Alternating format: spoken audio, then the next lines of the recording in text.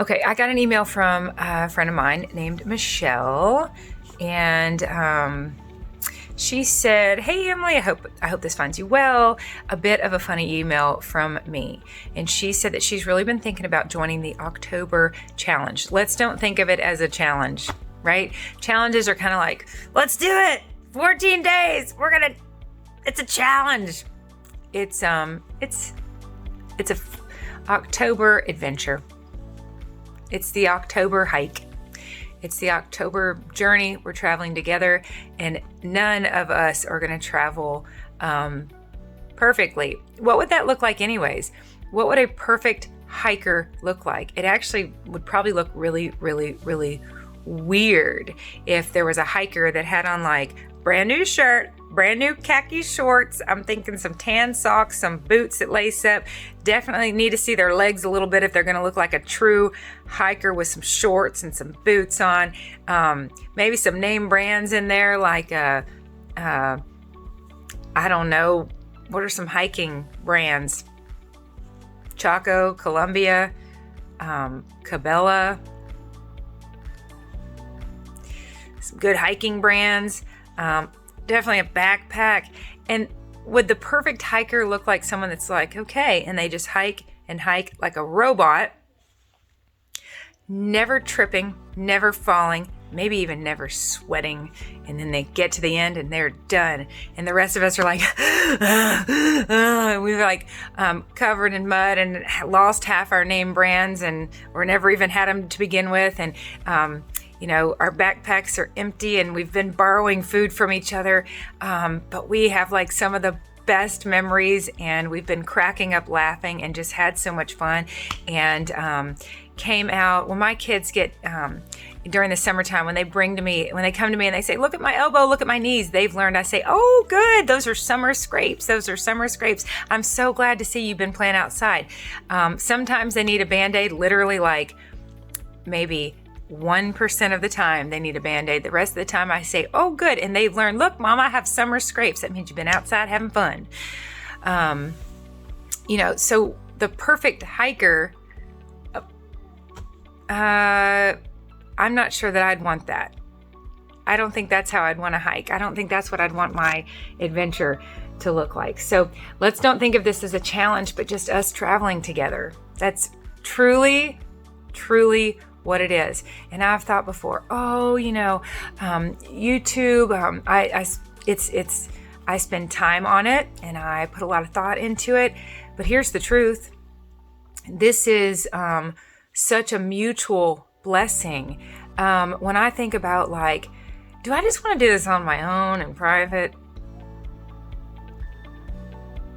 There would be no this if I were on my own and I had the privacy that I sometimes fantasize about. Because I'd be alone with my addiction in the kitchen late at night, and I wouldn't be on day 26 of no sugar, no flour, and no binging. So let me start over. Hi, my name is Emily, and I am addicted to sugar, flour, and binging. I'm addicted to 2 substances and 1 behavior. And yes, you can be addicted to behaviors. Think shopping, gambling, the list goes on. So our brains can get dopamine to downregulate from substances or behaviors, anything that we were turning to for an excessive amount of lighten up that pleasure center, to the point where we had to do more and more and more to get it to light up the way it used to. It's chasing that first high.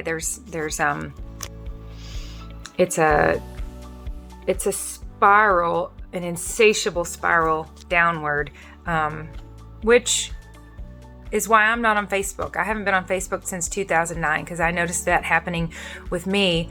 I'd get on there and I was so fascinated to find people from my past, which by the way is fairly unnatural. I would like find through this person, and then I'm like, there she is. That's the girl I was friends with. And I would message her and say, and don't get me wrong, God is using Facebook, and he can use whatever he wants, however he wants. He can use the good, the bad, and the ugly to do a whole lot of good.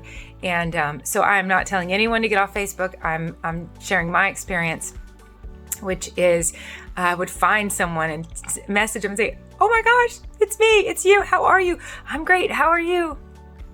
Pretty good.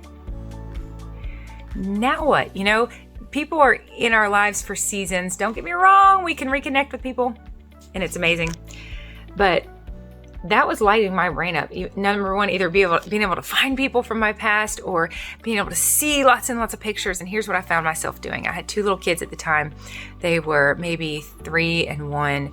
And I would find myself looking at other people's pictures and just getting sort of absorbed in all this visual stimulation and data.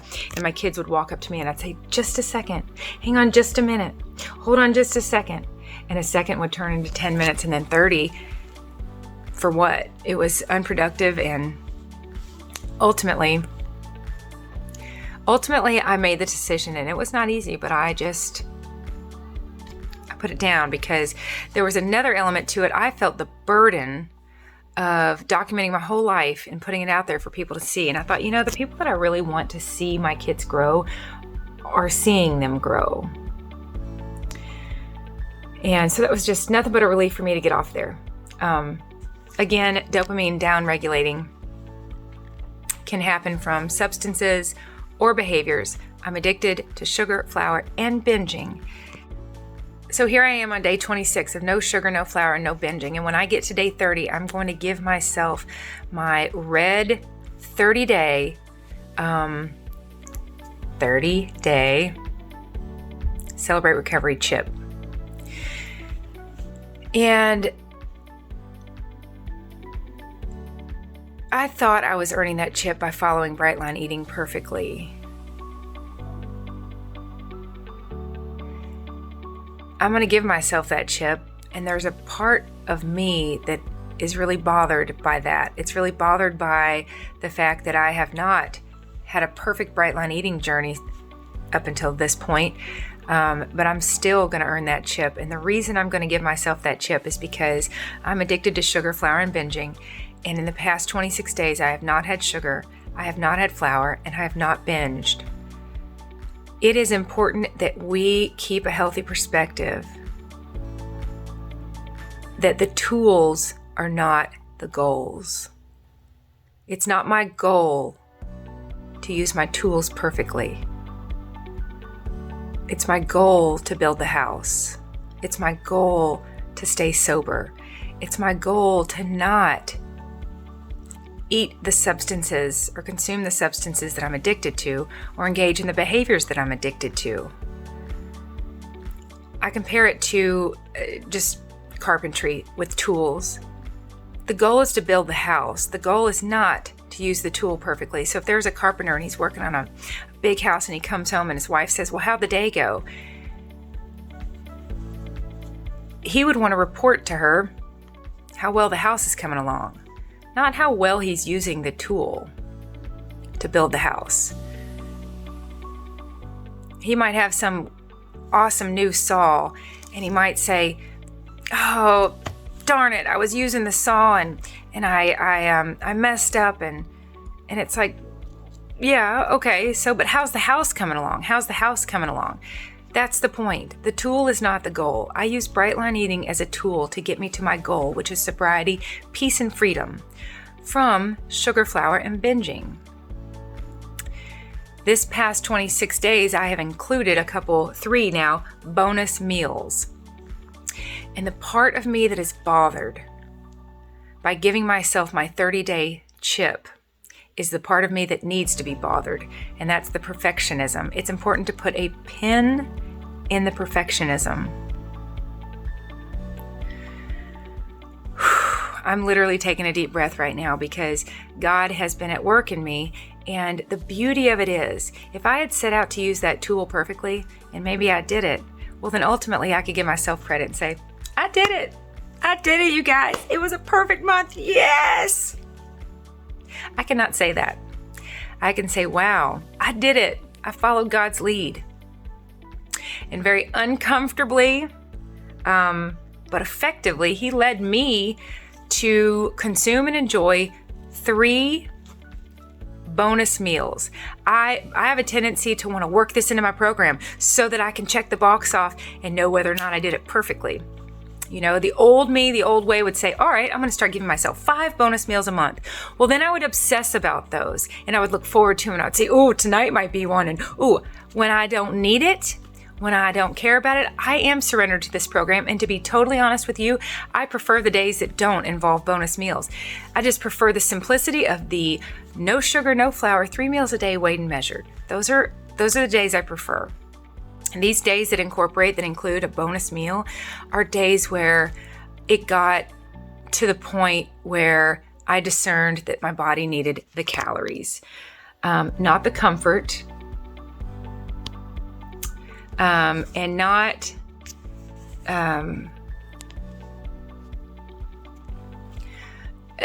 the breakdown of just, my addiction wearing me down.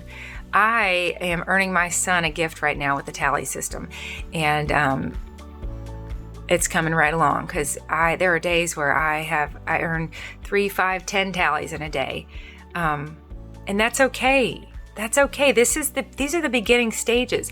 I don't believe years from now that I will probably have. You wean yourself off of rewards.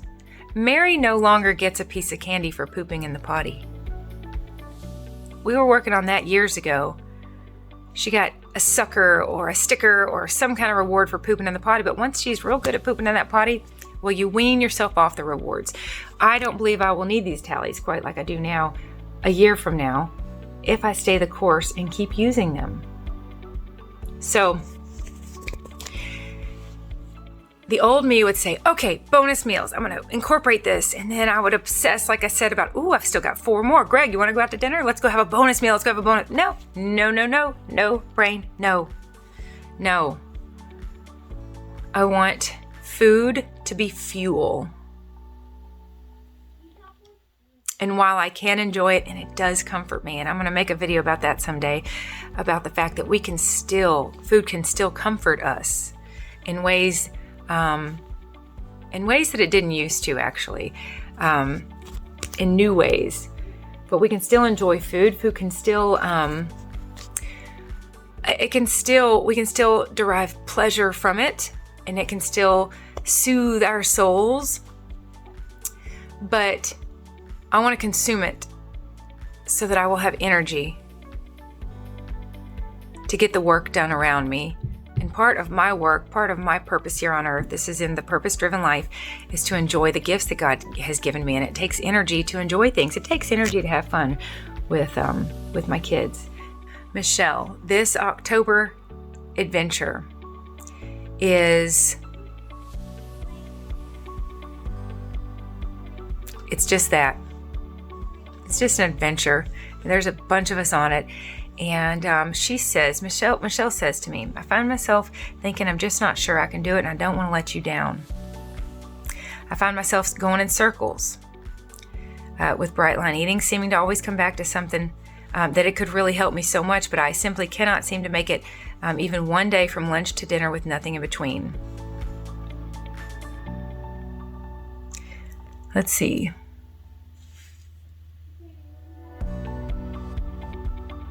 Okay, so she said she's basically going to give Bright Line Eating a try over the next couple days, and then if she can do it, she's going to let me know or not. Michelle, this is for you to hear. I said it in, I think, September 1st. Feel free to join this October adventure with anything you want to work on. It does not have to be Bright Line Eating. You will see me do Bright Line Eating because I am committed to following this. But your October could be all about making your bed every day, reading scripture every day, just having a bright breakfast every day. When I taught special education, it was all about goal setting. And there's two very important factors when writing goals. Number 1, that they're measurable. Number 2, that they're achievable. So measurable, I could never write a goal that was vague, like do better. This kid's going to do better. We have to define doing better. It's got to be measurable. You have to be able to say whether or not you did it, which again is why it's humbling for me that in the middle of my September challenge, God rewrote my goal. Isn't that beautiful? He's my special ed teacher, which, by the way, I say every child has special needs. It's all special. It should be all special education. That's differentiating instruction. That's giving each child what they need. So in the middle, how humbling, in the middle of the September challenge, God rewrote my goal. And my goal was not to follow Bright Line Eating perfectly, but to follow Him and to not eat sugar, not eat flour, and not binge. And I can honestly say I have done that. Because even though those 3 bonus meals were, and I don't show you all pictures of them because I don't believe that's necessary. They are not weighed, they're not measured. I still show you pictures of my 3 bright meals every single day, and even these bonus meals do not replace that. I still eat my 14 ounces of vegetables, my 4 ounces of protein, and my 1 fat for dinner. This bonus meal is a sandwich and some fruit ice cream, which is just fruit, peanut butter, and milk mixed together in a little My Ninja. So these meals are not infinite or indefinite. They are finite, and they are not a binge. We all know if we've binged, we know what that looks like and what that feels like, and we know that keeps going. These bonus meals are just that. But they're also something that I discern in the moment, which, like I said, I want everything figured out yesterday. And following God is a process of trusting Him and not crossing bridges until you've come to them. So He's walking alongside me with this, and it's very humbling that at the tail end of September, when I give myself that Celebrate Recovery chip, I can absolutely not take credit for it because I've not reached the goal that I even set out to reach, which was to follow Bright Line Eating perfectly. But I will be able to say I did not eat sugar or flour or binge. And I did follow the 4 bright lines. No sugar, no flour. I did eat 3 meals a day, weighed and measured. Now, obviously that 3 meals a day means nothing in between, nothing extra. But again, that's where Bright Line Eating is not my God. It's not my idol. It's not who I ultimately answer to. And my goal is not to use the tool perfectly. My goal is to trust and obey God and ultimately find and remain in peace and freedom. To abide in Jesus. To remain in Him and He remain in me. So Michelle, feel free to join us.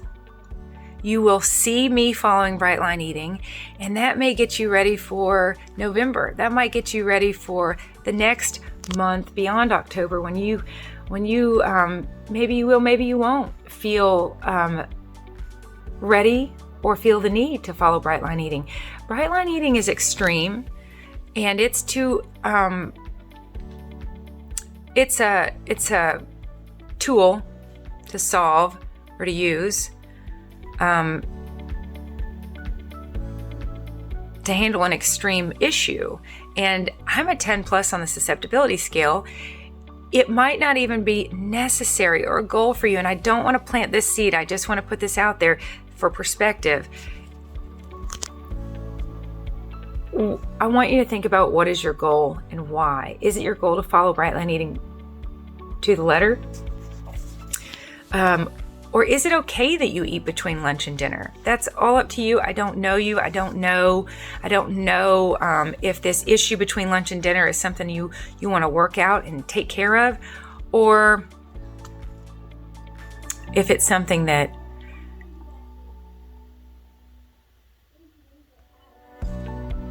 really isn't even a problem. So, measurable and achievable. The goals need to be measurable. Is my bed made or is it not? If it's made, check, you met your goal.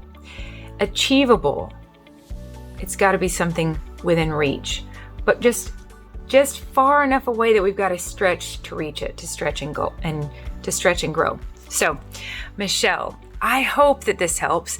I hope that join us. I would love for you to join us, and just consider, like I've said in my September 1st video, I'm going to be following Bright Line Eating. That's my goal. I would love to have a month of no bonus meals. For one thing, that would mean that my body's getting enough calories, enough energy. And when I get within 10 pounds of my goal weight, I'm going to add food back. And then when I get within 5, I don't know exactly how I'll do it, but I'll keep adding food back. I might get to the point on this weight loss program that my body is getting enough calories. But you're going to see me, my October goal is to follow Bright Line Eating. My husband just came in here to lay down. He's really not feeling good. Michelle, feel free to join us, and if you want, consider what your goal is for the month of October. And I say it's all related to our eating, because things in our lives are either spiraling into or out of control. And when we get one area in better shape, then that has a positive effect on the other areas of our lives. So it could be something that has nothing to do with eating. It could be something that has nothing to do with Bright Line Eating. And as long as it's measurable and achievable, let's go for it. Let's do it together. Let's travel together. I hope this helps. And I really appreciate your email, and I totally understand your hesitation.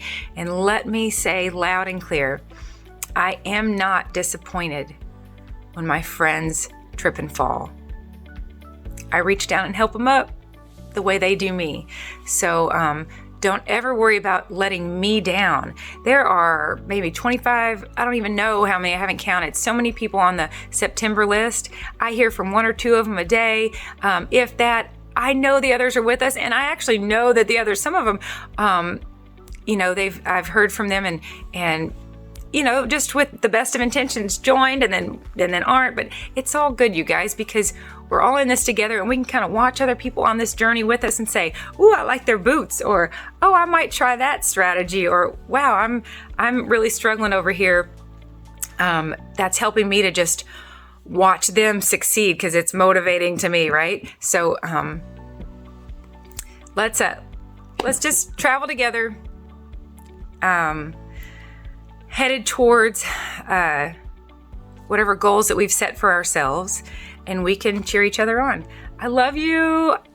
I'll talk to you soon.